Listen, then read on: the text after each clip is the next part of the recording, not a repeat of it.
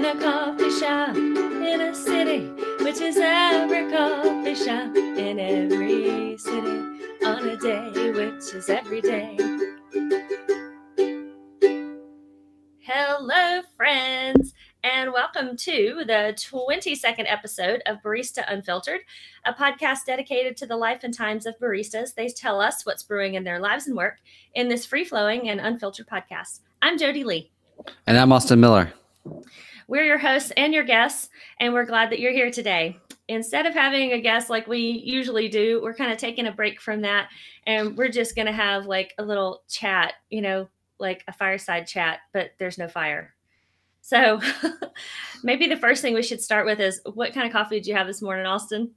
I had my usual. Actually, I had a large coffee from Spike's. You guys can see that. And I also had a smoothie, which I call like fish food. And it's basically like protein powder and like pea protein powder with all the like greens and stuff like that you throw in it. And I had that So also. I've been doing like that lately. It's It's colored kind of like pukey colored, but it's chocolate. You know those big like things. They're like, but this one's like vegan protein, blah blah blah, all that. Yeah. So what do you add to it? Well, usually you could just use like, supposedly it's like a meal replacement. So you just throw that in there with some ice and some like hemp milk or whatever kind of milk you want to throw in there and blend it up and drink it. But I actually put in a few like frozen berries and some cashews just to thicken it up a little bit. But you don't really need to do that. Does it fill you up like a meal replacement? It does. And I should, like I've been really bad about eating before, especially if I go in and open at Spike's. I'll just go in and rely on coffee and not really eat, which is probably not the best thing in the world. But so I've been trying to do that in the mornings before I get up, before I get going. So I did that today, and we'll see like when I open if that makes me feel a little more energetic through the day. Yeah. Because you can only eat so many bagels, after a while. I know. And so many like breads. Yeah. Yeah. Do you know what I eat in the morning? What's that? Every day it's kind of boring, but it's delicious. I use coconut milk and some of that Kerrygold butter with a little salt and pepper, make a little, like a roux out of it, and then eat 2 eggs. 2 over medium eggs. I wish I liked eggs. I hate eggs. Like I can't even stand like them anywhere in the vicinity of my plate. And so it would be so easy. And I really, really like, I've tried and I wish I liked them, but they just disgust me. I mean, you might as well like put a dog poop on my plate. That's how appetizing it is for me. No one would ever do that to you though. Probably not, but they might as well. I mean, they would put an egg on my plate, which is to me is the same thing. So what happened to you? What did the eggs do to you? I don't know. I kind of feel like it's because a lot of people think it's really weird, like we go out to brunch or something like that. I'm like, no eggs, and eggs is on everything, and yeah. And I think the aversion is so real for me that I think it's kind of like some people don't like cilantro. It's like all I can smell and taste is that like farty, like sulfur smell when it comes to eggs. Like I can't get past that. Does it gross you out when other people are eating eggs? As long as they're not like steaming, piping, and like right under my nose, I'm fine. But if I walk in a room and eggs have been cooking, like I'm not gonna like gag or anything, but I'm kind of grossed out. That's interesting. But yeah, and it's always been that way. Can your parents provide any insight on this? Well, I know that my mom also doesn't like eggs really, so it may be hereditary. It might be your mama's fault. Yeah. Or maybe I just didn't have them. Like maybe she wasn't eating them when she was pregnant. So I'm just, I don't know, somehow like predisposed to be grossed out by it. You know what my mama did? My mama ate tomatoes like crazy when she was pregnant with me. And I don't care for tomatoes. I make myself eat them because I know they're good for you. You should eat them. Yeah. But I don't like them.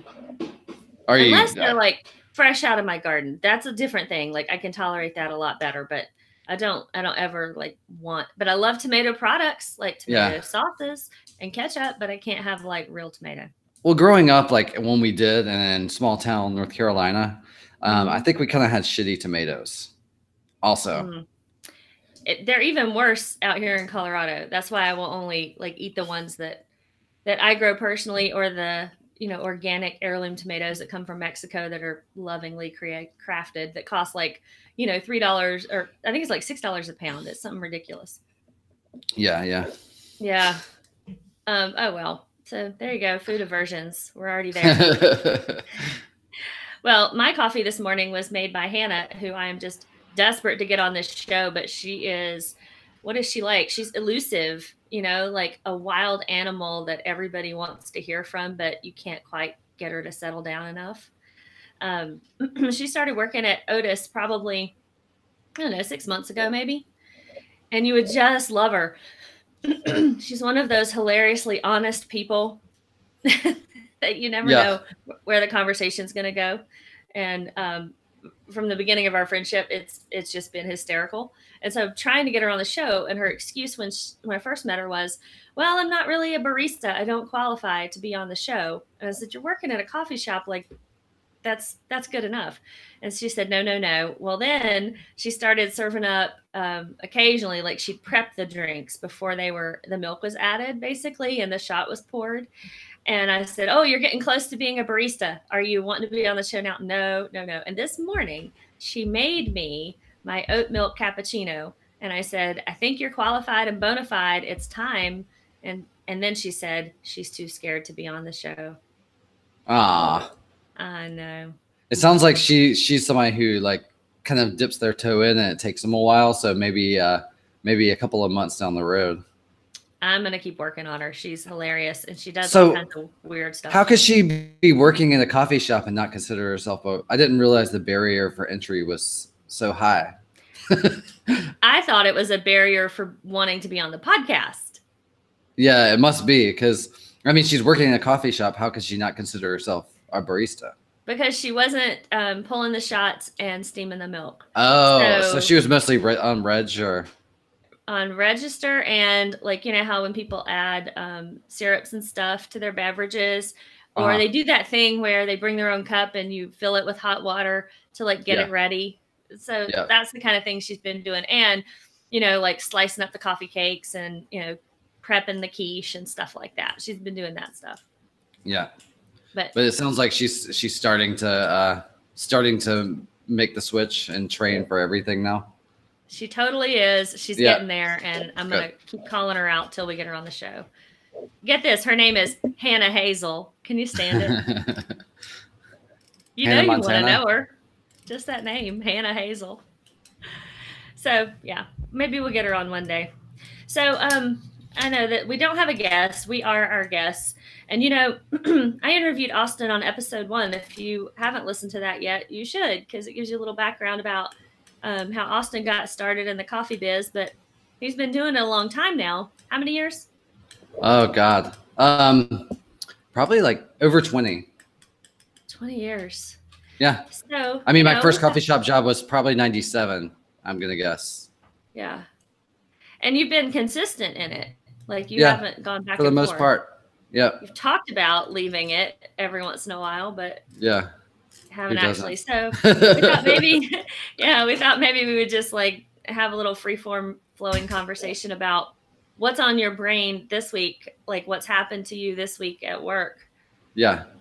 Well, I've I mean, the main thing that I dealt with over the past like 3 weeks or so, I mean, I've dealt with it over the past like years really, but sometimes it gets worse, and sometimes it gets to a point that it's really challenging, is body pain.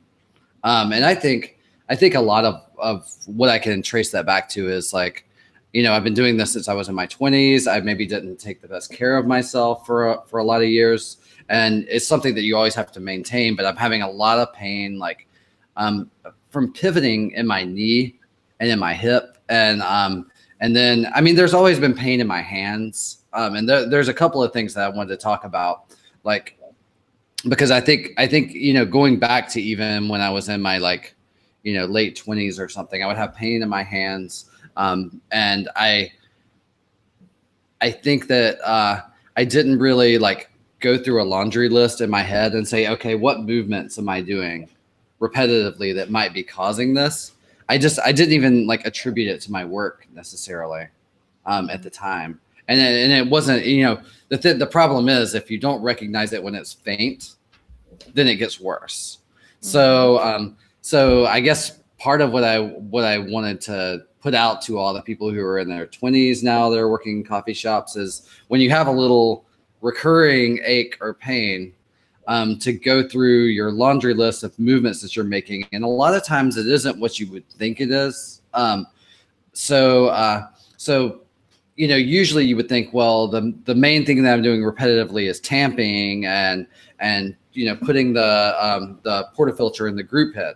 Like I'm making that same motion over and over again and attribute everything to that. But sometimes it can be weird little things that you might not realize that you're doing.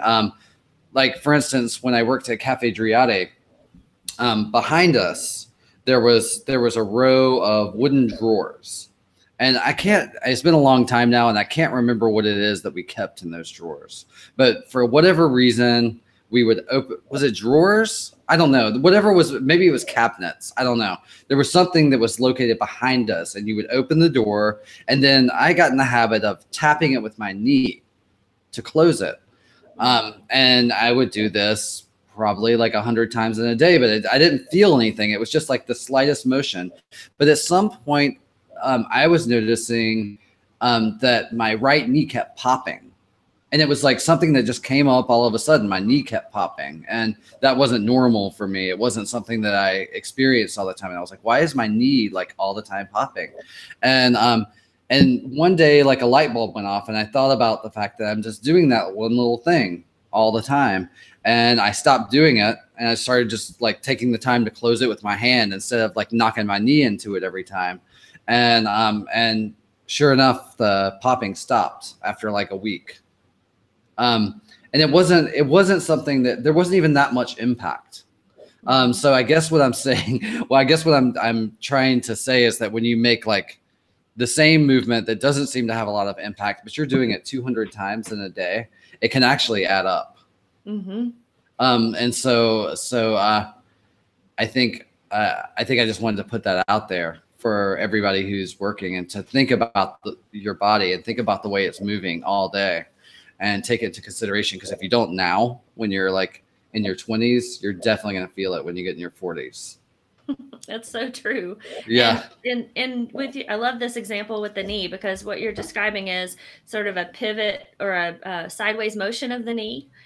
And then if you look at the knee as an anatomical joint, what it's meant to do is hinge. So it flexes and extends. If you think about standing up straight and lifting your foot behind you, right? That is flexion, and then bringing it back to standing is extension. And you can go a little bit further than that, but in general, the large motion of the knee is that, just lifting the foot and back, lifting the foot and back. And it has some sideways motion to create a pivot, but that's not its large function. And so when you're looking at your joints, you want to look at what is it that they are meant to do. And when you're taxing them, you want to tax them in that way, because all of the muscles and all the connective tissue around the joint is meant to support you in that motion that it naturally does really well.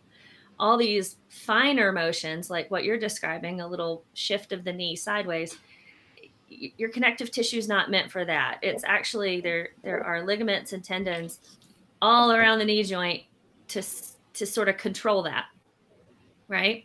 So that's the first thing to think about. And if you don't have a lot of, anatomy background, or if that makes you nervous to even think about it, number one, send a message to info@baristaunfiltered.com. I will read it and I will help you with it.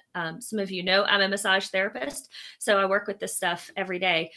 But Austin, what I loved about your story, and what I wish more people would do, is stop and think about the motions that you're doing. Like, think about that, because most people feel an ache or a pain, they take a pill to try to quiet it. But really, when you're getting that subtle message from your knee that, hey, I'm popping, like I don't usually pop, but I'm popping today. Yeah. That's time to sit and listen to that and figure it out. But most people blast through it and just keep going. I want to take out and highlight something that you said too. When you said you're feeling a pain, and I think when you're younger, especially, you tend to just say, "I'm just going to take an Advil," and it'll go away, and it does go away when you're younger. And that means you're ignoring the pain. So actually, I think the danger of like Advil or taking a medicine like that is not really so much what it's going to do to your stomach. I think in some rare cases it affects people's stomach, but I think the worst thing is that it's turning off that signal that your body's sending. And really, before you take that Advil, and don't think about what you're doing, you need to think about, why am I having to take this Advil? And like really like sit back and say, okay, I'm having this pain. Where is it coming from? What am I doing that's causing it to happen? Absolutely. I had another example of something that I'm having lasting effects from now. I started getting pain in my knuckles, and you would think that was also coming from the tamping motion. Well, usually when people are trained to tamp, they are trained to do it in a way that's less strenuous on your joints, because that's just the obvious. Like when you're training and to be a barista, a lot of times you do consider the biomechanics of it, because it's just the low hanging fruit, the obvious thing. But I started experiencing pain in my joints, and what I realized is I was bending down to grab the milk out of the fridge, which is located at waist level or below, and those milk jugs are pretty heavy when they're full, and I was grabbing in the handle, and it was twisting on my joints. And I do have kind of early onset like mild arthritis in several of my joints from that. Before I realized that I needed to grasp the handle like straight rather than just sort of like sticking a couple of fingers in there and grabbing it real quick when I was in a rush, that was actually twisting the joints of my finger, multiple times a day. So that's another one that you would want to think about, is like, what am I lifting so many times? Even if it's well within my strength to lift this, how is that affecting my finer joints? Yeah, it's true. How are your knuckles feeling now? I mean, right now they're okay, but yeah, I think they're permanently damaged to a certain degree. Like if it's cold out and I want to like knock on a door, I'm not going to knock right on my knuckles, because they get really tender right there. And they're definitely like, sometimes they're worse than others, but I can tell they're like inflamed sometimes, for sure. I don't do anything to further damage them now, and so they haven't gotten a lot worse for the past few years. That's good. I see a dog.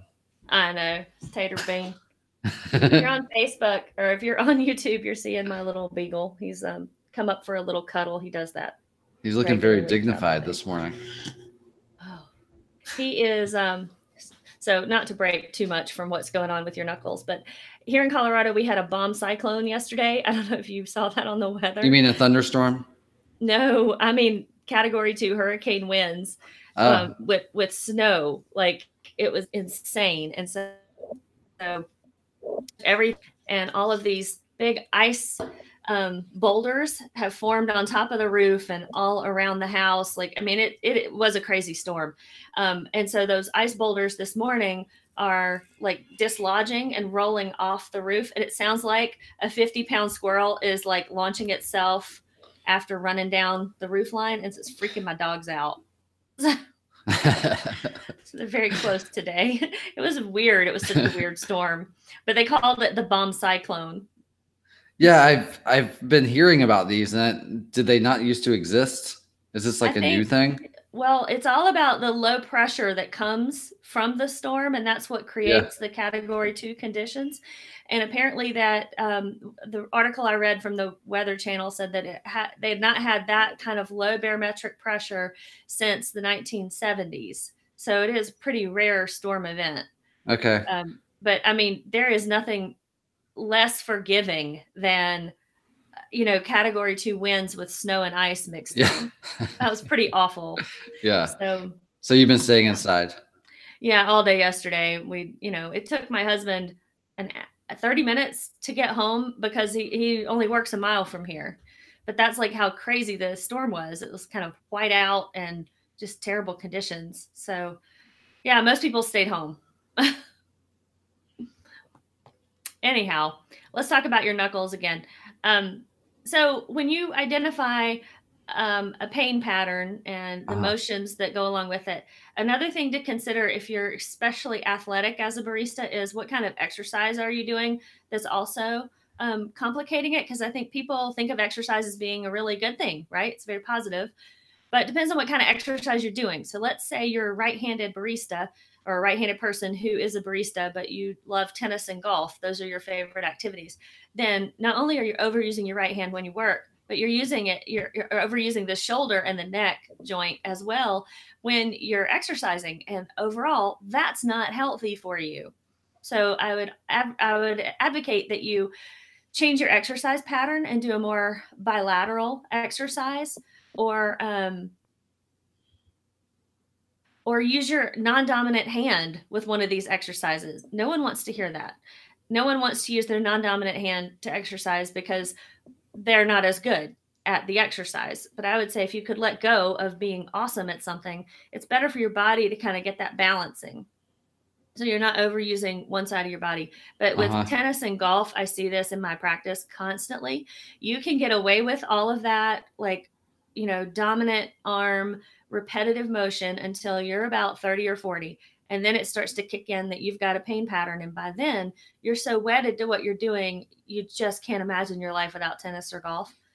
It's that kind of thing. And so it's really hard to get people to walk it back and develop a new pattern, one that's more healthy. But as I think if you're 20 and you're starting, all my 20-year-old friends that I talk to about their pain patterns, I advise them to look at their motions, evaluate what they're doing that's causing it, look at your exercise, and maybe modify your exercise now and get some stretching involved in your routine. Because I think that typically, if you grew up in the 80s, the way you exercise is you do like 5 minutes of stretching, you do aerobic exercise, and then you do 5 more minutes of stretching at the end. That is not enough for our bodies. Our bodies need a full hour of yoga at least once a week. And I know probably a lot of you who are listening are thinking, yoga costs $20 a class. I can't fit that in my budget. It's not going to happen. Well, lucky for you, there is this woman named Adrienne from Texas. She's hilarious and adorable. And she has got a huge free YouTube selection of videos. And I will post some links in the show notes for you, for some that work on text neck, from where we're all leaning forward over our phones and computers. And then some for low back pain. And I'll find you one for hands too. But there are resources online that make this so easy these days, just to do a yoga class. And there's another one I like that I use at home. It's iOS app called Yoga Studio. And it's very plain and simple. Like, it's just this woman against like a white background, and she makes her movements really easy to see. It's not overcomplicated by any adornment in the background or anything like that. So you can really just see her body. And she had it very, different levels of, so it's really good for beginners. And actually most of what I learned just from using this app. And then, and now I'm comfortable to go to a classroom setting. Cause if you dive into doing yoga at first, it's like you go to a class and you just kind of feel like a jackass. Like everybody else is doing their thing and you just don't feel like you're up with everybody. So it helps a lot if you want to go to, if you've been to a yoga class and you felt behind and you felt like, it wasn't working for you. You probably just need to like teach yourself a little bit before you go to the classroom setting. That way you won't feel quite so lost. And you'll have the basic language to kind of understand like what the teacher is talking about. Yeah, and don't worry so much if you don't know the words. Just get the movements. Yeah. And most teachers are super kind people. That's why they're yoga teachers. So don't be afraid to walk up to them at the beginning of class and say, "Hey, I'm new here and I've got some wrist pain I want to kind of work on. So, I'll have to take it easy on my wrist. But any advice you could give me about positioning to protect them would be great." And then you've got the special attention of the yoga teacher, who's just there to help you anyway. So That's one way to make it easier to transition into learning yoga. Another thing that I think helps for baristas, and if I want to put something out there, and I don't think some of these things, I don't think people are as bad about these days as they were like when I started doing this. I think there is a lot more like health and nutrition awareness than there was. But do consider it like you're doing an exercise all day. Because all those little movements are adding up. And I think the other one is, especially for people who open, because you're getting up so early in the morning. You know, I mean, Starbucks people, they get up at like 3 in the morning to go in.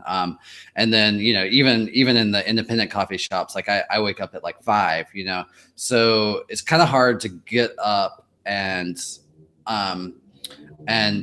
get yourself something to eat before you start your day. And usually like the way it happens is you don't have time to do that first thing in the morning. You're kind of rushing out the door, and then you get to work, down some espresso, and just dive into your day. But you really, really should take a moment to put something in your stomach and make sure you're getting proper nutrition. And if you can, don't rely on eating the same like bagel every day. I think your body does need, so sometimes I think it will help you if you plan that the night before and bring something with you to work. Cause a lot coffee shops are getting better and there's healthier options available now in a lot of places, but there's still like a great deal of places where you might not have that healthy option. So making sure that you get that before you start your shift and you're not working on an empty stomach. That was a big challenge for me. And I did it for years. I relied on nicotine and caffeine to get me through my shift. And I do regret it. I wish I had not done that for so many years. Do you like peanut butter? Yeah. I mean, I like it all right, but yeah. That's my favorite go-to quickly. I got to get some protein in, just a spoonful of peanut butter, and then grab a banana and eat that like on my way to whatever. Yeah. Well, I'm hoping this powdered protein stuff works for me too, just because it's quick and it's got like everything in it, you know, and it's portable. Yeah. So, I mean, I guess for people who don't tend to fix a big elaborate breakfast, find something simple that works for you. Yeah. But just make sure you get something in your stomach. Make sure it's not full of sugar, whatever it is. Yeah, for sure. But I do think the younger people are a little bit more conscious and aware of that these days than I was at that age. Yeah. So that's good, just from observing the people that I work with. Yeah. Well, if you are in the Denver area and you want to take a yoga class, if you're barista here, I know we have a lot of listeners in Denver. You are fortunate. There is a yoga here called Kaiut Yoga. I'll put a link in the show notes. Kaiut. It's developed by a Brazilian man who is a chiropractor / massage therapist / physical therapist / yoga teacher. And so he incorporates all those modalities in the protocol that he has developed. And there are studios all over Lafayette, Broomfield, and Boulder. And this yoga truly is for everybody. And I'm sending myself there. I've been doing it a year and a half. And the results are just amazing because what it's working on is the fascial system directly instead of indirectly, which is how most yoga works on your fascia. And you will get long-lasting results. And it is amazing. Like pain that I've had since I was 18 is going away. So if you're in the Denver area and you want to explore that, Kaiut Yoga is the way of the future. I think that's where yoga is going. And it is truly healthy for every single person, even my patients who can't get on the floor because they're so, their joints are so stiff in their legs and their hips and their knees. Even those folks are getting on the floor now, turning their necks side to side. I've seen some amazing things happen for people there. So, is this any akin to restorative yoga or? So it looks a lot like restorative yoga. If you're used to yin yoga, you get into a pose and you hold it, for like 3 to 5 minutes, and it's super wonderful. They call it yin or restorative. It looks like that, but it is not that. So trust me, when you are lying in these restorative poses, you are actively challenging your fascia. And fascia, if you don't know what fascia is, most of you probably have cooked a chicken at some point, like a chicken breast, and you've seen that white filmy layer on the outside of the chicken breast, that is the chicken's fascia. And if you play with it, which most people don't, they cut it off, but massage therapists will play with it. It's stretchy. So it's tough, but it's stretchy at the same time. And the reason fascia is that way is because it supports your joints. It supports every muscle cell, every cell in your body, every internal organ of your body. It literally is the container, like saran wrap, for every piece of your being. Yet it works in a way, what's the word? Like, it works systematically and it works specifically. So in a way, fascia is a component of your body that is connecting all things. And so to touch fascia in space is to touch fascia all throughout the body, much like dropping a stone in a lake creates a real large around where the stone hit the water, but also affects the water further closer to shore. So fascia comes from the root. Fascia is a Latin word that means a bundle of sticks. And if you think about a stick being very breakable on its own, when you have a bundle of sticks, it's not breakable. It's very tough in that way. That's how fascia is. So it has this duality. It has this fragility and this tendency to injure, and then it has this strength. So if you can tap into healing fascia, then you're healing everything and you're healing one thing all at the same time. It is tremendous work. But to move fascia, to heal fascia, it is a long haul process. It's not something that's going to happen overnight. So, you could go to the gym and contract your biceps muscle, like 10, 15 reps. You're going to see a change in that muscle pretty quickly. Fascia doesn't work like that. It's a long range healing process. So anytime you're working with fascia, you're doing something great for your body. And that's at the heart of Coyote Yoga. And that's why it works so well to heal all kinds of people. So look, that's too much probably, but. And this form of yoga is probably available in any urban area or semi-urban area. I wish I could say that it is, but when I've looked in the past, it's not. So it's really kind of funny. Do you remember when Sephora came to Chapel Hill and the T-shirt was like London, Paris, Rome, Chapel Hill? Yeah. Remember that? It's much like that. So Coyote Yoga is just catching on in this Denver area. And so it's like it's in Brazil, New York, Broomfield. It's kind of crazy that it's here, but it's really effective. So it will spread. Their classes are full for the instructors now. So it's really hard to even get the training. But I mean, you can, but there are wait lists. So I'll post some notes about it so you can look at it. And hopefully there will be some online classes that, will help everybody check into it, even if you're not in the Denver area. But if you're in Denver, Lafayette, Boulder, you are so close to all of this magic. I want you to go. Yeah. So what all else is going on in your work?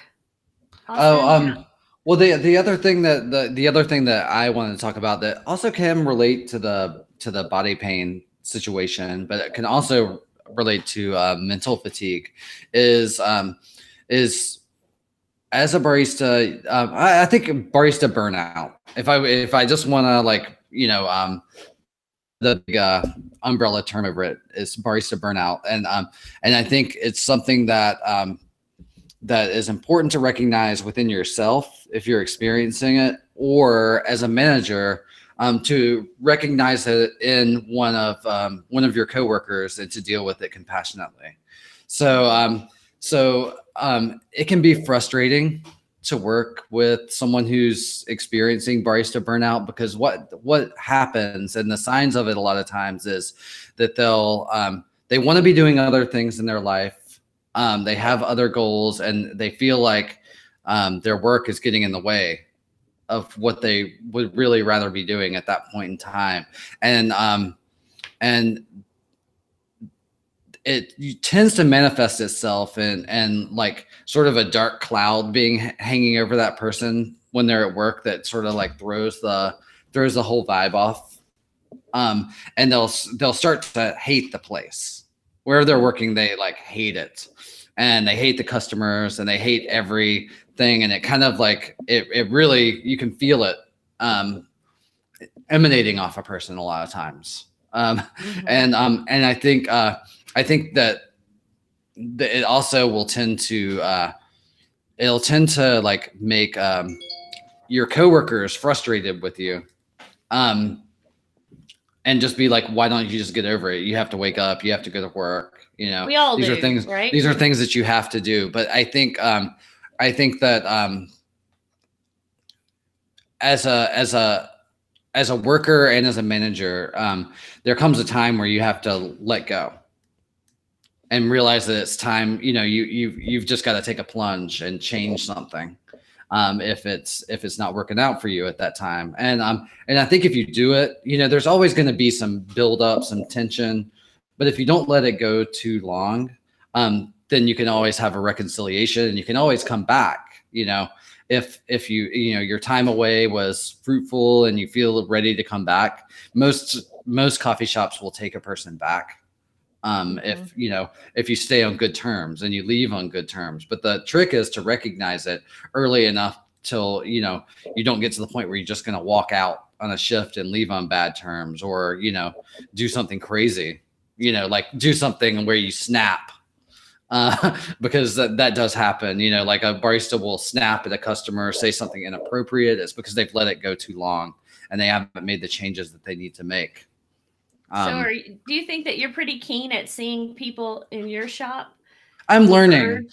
And and as a manager, it's hard to let go sometimes, because you remember, you know, you'll remember a certain employee like a certain way, like, you know, when you hired them, all the excitement of, you know, bringing on someone new who's enthusiastic and has been doing it, you know, for a shorter amount of time. And everybody doesn't reach this burnout. I'm not saying it's an inevitable thing. But I think that certain people do kind of reach the end of their rope with it. And there does need, I think the best way to handle it is to sit down and have a conversation and say, like, should we sit down and decide that, you know, it's time to move on, no harm, no foul. That does usually mean like extra work for the manager, because the manager then has to, you know, go through an interview process. It might, you know, the schedule might be tight for a while, but I think that's a sacrifice that in the long run pays off if you nip it in the bud. Have you ever had barista burnout personally? And like, what did you do to get through it? I think I have, and I think a lot of times I plugged away, and didn't give myself the break that I needed. Somehow I've reached a point where I kind of like compartmentalize like whatever's going on in my head, and I can just, you know, it's just less energy for me to put on that show of being okay, even if I'm not. But I don't know. I've more seen it in people who are maybe not doing, they're there and they started doing it as just, you know, the next step to what they were going to do next, but then they just kind of got comfortable in it, even though it wasn't what they really wanted to be doing. And didn't, you know, didn't let go when it was time, or didn't move on to the next step in their plan. I mean, how awkward is that to start a conversation with somebody? I mean, do you think people know they're burned out when they're burned out? Or? I do. And, you know, there's different, you know, it depends on the person and how self-aware they are. Sometimes people aren't self-aware about it at all. And they'll just, I don't know, they almost like will give you reasons to fire them, because deep down inside, they just want to get fired.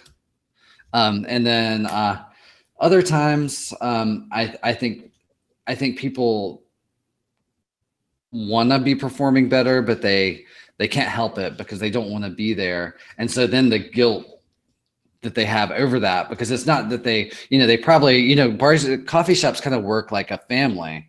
So, you know, that ends up being like where your friends and your support network and all that is, and they're afraid of losing all that. So they don't, you know, they don't want to take the next step because they're afraid they're going to lose that new family that they've inherited, but yet they're dysfunctional in that setting. And so you can tell there, you know, there's a lot of guilt possibly involved because they're just not able to put the smile on their face, or they can't, you know, they don't want to be on the register talking to customers, so they're like putting that off on their coworker. You know, there's it manifests in a lot of different ways, but it's usually pretty evident. And I think it's important to recognize and have a conversation about it with a person and decide if it's, you know, just a phase, you know, just a bad week or two, or is this like a longer ongoing problem? And I think you usually know. You can kind of know, maybe even subconsciously, like talking to the person, like, okay, are we going to have a conversation and it's going to be hunky dory for a week and then it's going to come right back? Or is this, you know, is this the result of something else that's going on? Like, you know, the person had a death in the family, or the person's going through like a really stressful time at school, and, you know, it's going to pass and they're going to be back to their old self and they aren't ready to go. But I think it is important to ask that question and to be ready to let go when the time comes, and not to hold grudges about it if something's not working out. Seems like this is the kind of thing a manager would see, because if the manager is on site every day working with people, but like an owner who is either off site or isn't in the shop every day would be completely oblivious to. Yeah, I think that they'll, you know, possibly hear about it secondhand through employees if they have that kind of conversation with different employees, or if they're on the floor working with the person, they're definitely going to see it. And they're definitely going to know. And as a manager, they might be frustrated with the person. Mm-hmm. You know, what's your turnover like at Spikes? Like, how often do you find yourself in the position of having to hire somebody new? I would say, you know, it's weird. It tends to go in spurts. Like we'll hire, like usually it's like 2 or 3, like within the same 3 months, and then it's just like stable for maybe 9 months to a year even. And then another, you know, group of hirings will happen. Mm-hmm. Do you have a sense of why people leave? Like, do you do sort of an exit interview, or just kind of know what it is? Because I'm on the floor working, you know, some managers are like in the office managers. So they might need to do that. I'm on the floor with people, so those conversations tend to happen a little more casually.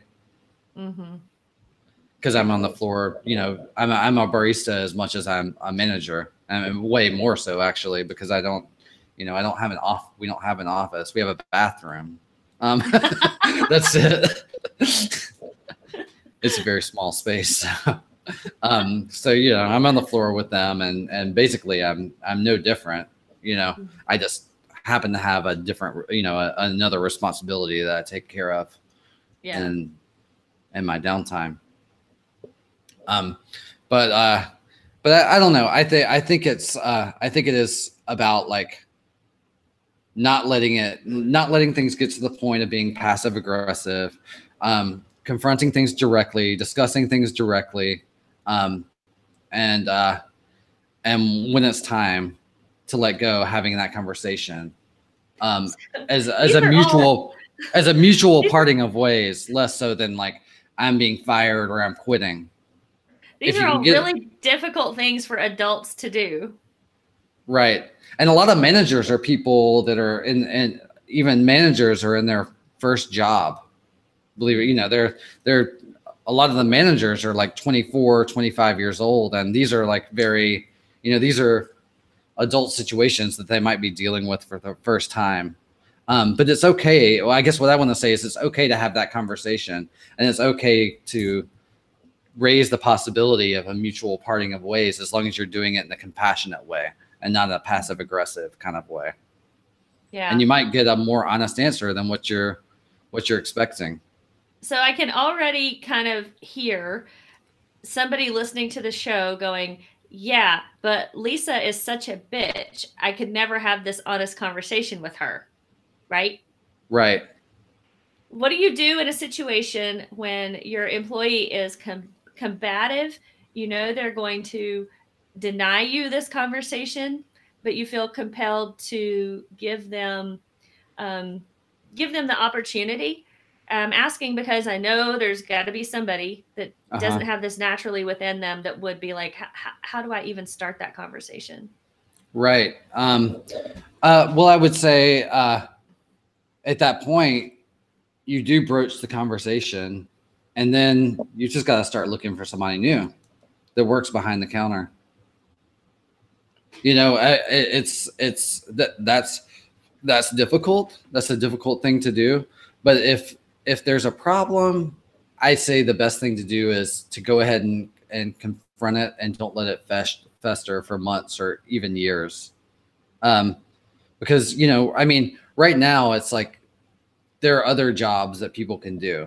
So you may be creating a temporary hardship for most people who work in the barista industry, you know, in the coffee industry. You may be creating a temporary hardship for them, but you're not going to ruin their life if you decide that it's right to move on.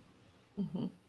And then it's not working out for everybody involved. I do think still the best thing to do is to not get angry, to not get spiteful, to not get passive aggressive, but to deal with it as compassionately as you can. Yeah. And I don't like the passive aggressive ways that can be dealt with, which sometimes what people do is not have a conversation and just cut somebody's hours back, or like start, you know, micromanaging and following around and writing them up for every little thing. More speaking directly about you know, the overall issue and seeing if you can come to some sort of a solution, I think is the best. Sometimes maybe you won't. Yeah. And then it's probably time to part ways. Yeah. So it sounds like your best advice is speak in short sentences and do it honestly. Right. Without attacking a person. Right. Not attacking a person, just trying to have like a real conversation. Because the relationships, and I think it's tricky with this because it's not like in a bigger company, it's like HR comes down and you might not even know this person, and they've got like, you know, they've got this like results page that they want to read through, and you're not meeting this or that quota or this or that, you know, this in this situation, it's like you're all on the floor together. So you have very strong interpersonal relationships, which sometimes makes it harder. Yeah. Because it's not impersonal. It's really hard to separate the personal and the professional. Yeah. To take a deep breath and to do that. But you know, ultimately you have to realize like it's a business. And so even though we might be good friends, the professional is still why we're all here.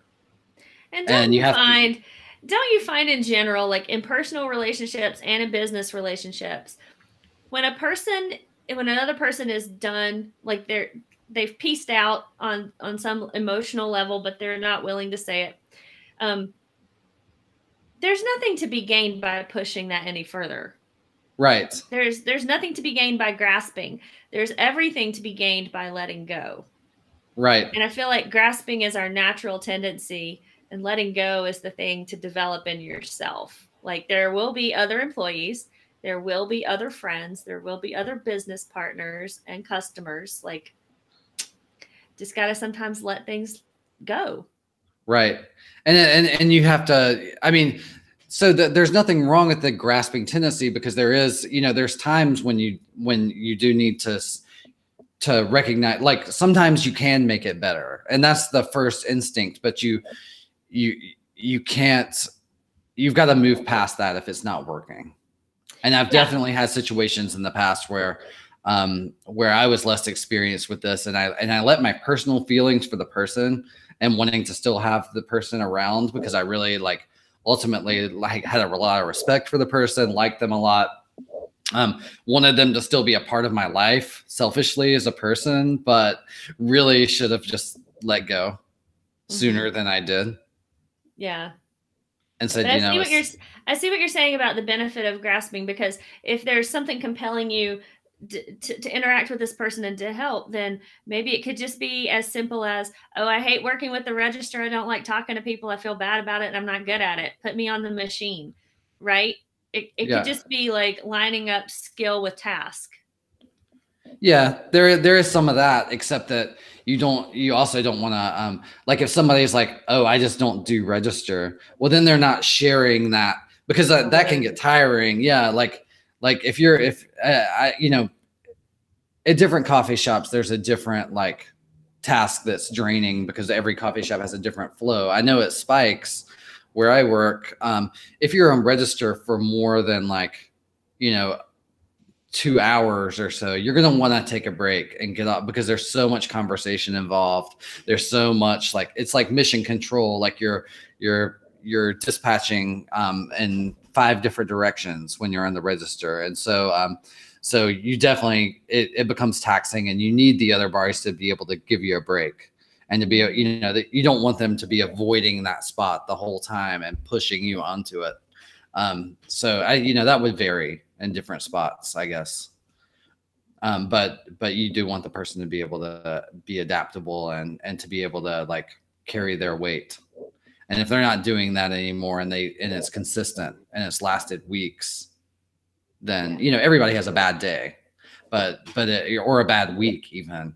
But if it's just seems to be a pattern, that's when it really needs to get recognized and either changed or discarded. Mm-hmm. So like moving away from this, is there something funny that happened to you this week you want to share? Something light, something adorable, something cute, something precious? Well, I was in a Lyft, which I guess most people call it Uber. But I usually take Lyft. Yesterday, so I was in a Lyft yesterday, and yesterday was a beautiful sunny day in San Francisco. Mid 60s. There wasn't a cloud in the sky. And it has been a very rainy winter. Anyway, so I went over to a friend's house and we just walked around all day, and I had the day off, so I just enjoyed the day and went up Burnout Heights, which is a big hill with beautiful views of the city. Walked around, and then I was on my way back, and I got in the car and I took a Lyft line, which means there's a stranger sitting in the back with you. And I got in the back, and there was a girl sitting beside me, and we were riding back through the Mission, and the Mission Street's really busy. There's like buses going down, there's bikes, there's cars changing lanes every which way. It's really hard for a Lyft driver to find a spot to like pull over, and not to mention this is like right in front of the BART station too. And so we stopped. They had another person to pick up, another passenger, and she goes to pull over and pick up another person, and can't find a place to stop and can't find the passenger. And there's like buses coming. So she puts it on speakerphone and she gets on, and you can tell she's just like kind of frazzled. Like, where do I stop to get this person? And so she puts it on speakerphone to call, and there's like buses and cars and bikes coming at us. And the guy comes on and starts talking, and it's like, I thought it was like a cell phone, but he was talking and you just couldn't hear a word he was saying. And so she's like talking to him, and he's like, that's all you could hear. And for some reason, like at that moment, like I just got tickled, and I just started like laughing, and I like looked at the girl that was sitting beside me, and she was cracking up too.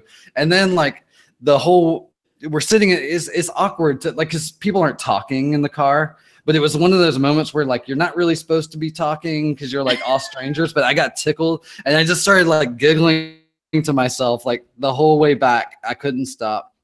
It's kind of like when you're like, I don't know, you're at you know, when you're like in a funeral and you're not supposed to be laughing, but like something funny happens, and like you're like actually afraid that you're just gonna like audibly like bust out laughing in the middle of the funeral. So I was basically dealing with that the whole way back, but somehow there was like, it made me feel like a kid. That I like those moments where like I don't know, it reminds you, oh yeah, like I can still get tickled like that.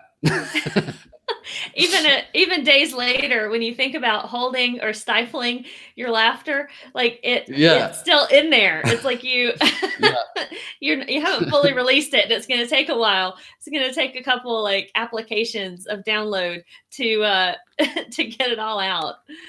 Yeah. So maybe in the telling of that story, it's not as funny. You know, it's never as funny when you describe it as it was in the moment. And I think everybody, but maybe people can relate to that feeling too of like getting tickled like that and having it feel good just because you're like feeling that emotion.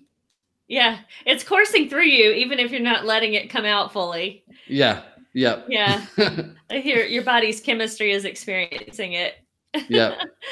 That's really funny. I love that. I love that. I love a shared experience with strangers that's positive. Yeah.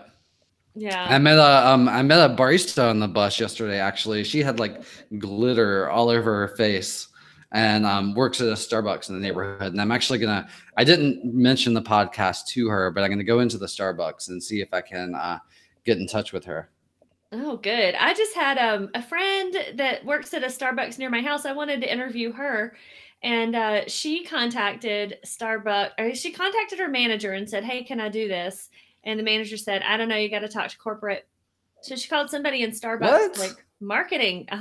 Yeah. She called somebody big in Starbucks, the corporation, and they said nope. So she can't be Whoa. interviewed. And I told her, so we've already had a couple of interviews with Starbucks baristas, and we're not hating on any coffee shop. We're all Wait a minute. Can I call curious. bullshit here? Yeah, you can. Because if they want to go on a damn podcast, corporate can't tell them no. No, I think that person is out of line or misinformed or not understanding the question. Because I mean, they told her she could not come on our podcast and talk about Starbucks. I'm calling bullshit. I'm calling First Amendment. I'm calling. Did she sign a non-disclosure agreement? And if so, like, she can still go in the pod. I mean, okay, I'm calling bullshit. And I'm calling a misinformed manager who was being way overly cautious. Yeah, I know. So we can't have her on the show. Unfortunately, she won't do it. And honestly, I don't think that's Starbucks policy either. I'd love to know, but I mean, this is something you're doing in your free time. It's not like you're doing it on the clock. Yeah, they just don't want her talking about Starbucks. I know, pretty weird. I'm not buying it. Okay. I mean, I'm not buying. I am buying that it was said. Yeah. I don't think it's. I would be hesitant to say that Starbucks policy that their employees can't appear on whatever sort of media venue that they want to. They might want to be careful about what they say, because if they said something that was, giving away secrets or disparaging of the company that they work for, certainly that could get them in trouble. But I mean, as a barista talking about their personal life experiences, I don't see how any company could censor that sort of speech. If you're a lawyer out there and you have an opinion about that, why don't you get back to us and tell us what you think? I'm calling bullshit. Okay. All right. That's your final word on that. That is. It's not going to stop me from asking other Starbucks baristas to talk. Me either. Yeah. Oh, man. Well, what are you doing today? That's a good question. I don't know. I have the day off. I need to make the schedule. We have this new schedule making app that sort of usually makes things easier for me, although it has its share of snags. But I've got to do that for the next week. I used to make the schedule a month in advance. I haven't been so great about that lately, so I've been doing it every week. So I have a few challenge days where I have a lot of people that have asked off that I've got to figure out. So I'm going to be working on the schedule, and I'm going to definitely spend some time outside because it is beautiful and sunny again. And it's been months since we've had that. So I know how you like to roam around that city. Yeah. So I'm going to do that today too. Well, good. But, are you still there? What are you going to be doing today? What am I doing today? I'm going to go to Coyote Yoga because that's what I do on Thursdays. And I'm going to sit with this beagle all day because he is so freaked out about our bomb cyclone results. He actually looks a little pissed off. Yeah, I mean, this is what he does when he's nervous. He just comes and sits on my lap. He does not sit like this. I couldn't work if he did this every day, all day. He's sitting in your lap, but he's also like throwing you shade at the same time, like the way he's looking off. And he's throwing shade out at the noises. I don't think you can hear it. It's not quite loud enough for you to hear it, but it's happening in the next room, and he is just not a fan of mysterious noises. It's probably like somewhat your fault, right? I don't know. I mean, I'm giving him a whole lot of comfort sitting here cuddling on him. I mean, I don't know. Like when when I would take my dog out when it was a rainy day, he would look at me like, "Why are you doing this to me? Like why?" like the rain was somehow sort of like my fault. He is always looking for a root cause, but it's usually not directed at me. So, for example, he just yesterday he farted in the kitchen, and then he turns around and looks like where the fart came from. Like, what was that? Where'd that come from? He does that all the time, and it's hilarious because his farts are audible. You know, some dogs don't have audible farts, but Tater surely does, and then he has to like figure out where it came from. I know this is his little cuddle thing that he does. He's looking very sweet right now. It's ridiculous. Like he gets up on me and then he nuzzles his forehead under my chin. If you guys want to see how cute this dog is right now, you've got to log into YouTube. Yeah, this is a very sweet image right now. Pretty ridiculous cute. I might just grab a screenshot of this and make this the. I think you should. Yeah, so that everybody. I think everybody needs to see this. Yeah. Okay. Now I just heard another noise, so yeah, it's gonna be like this all day. Anywho, that's what I got going on. A freaked out beagle. Well, this was fun. I like doing having a catch up between the two of us. I hope everybody enjoyed listening to it. Yeah, me too. It's fun just yammering. Part of the reason Austin and I started this podcast was so we could yammer at each other more often. And you guys really, like the people out there who are listening, like really need to listen to Jodie when she talks about body mechanics. And if you're having issues, definitely like get in touch with her because she is an amazing, resourceful person who knows what she's talking about. It's what I do. So catch it early, people. Catch it early and take care of it. Don't let it go. And if you don't like eggs, don't eat them. Please don't eat them. Anyway, period. At least in my presence. All right. Well, shall we wrap up here? Yes, we shall. All right. Well, again, I want to thank my friend, Austin, for being my guest, my host, my everything. He's just the best. You're the best. If you guys know a barista or a coffee industry expert that needs to be featured on our show, write us and tell us. Our email address is info@baristaunfiltered.com. We are on Facebook, Twitter, Instagram, YouTube. And if you have time to write us a review on Apple's iTunes podcast app, that would help us get noticed by other listeners out there. We have a couple podcast patrons now through Patreon. So if you want to join those cool kids and support the podcast, head over to patreon.com/baristaunfiltered. I'm Jodie Lee. And I'm Austin Miller. Y'all be good and stay caffeinated, friends. Bye. Bye, everybody.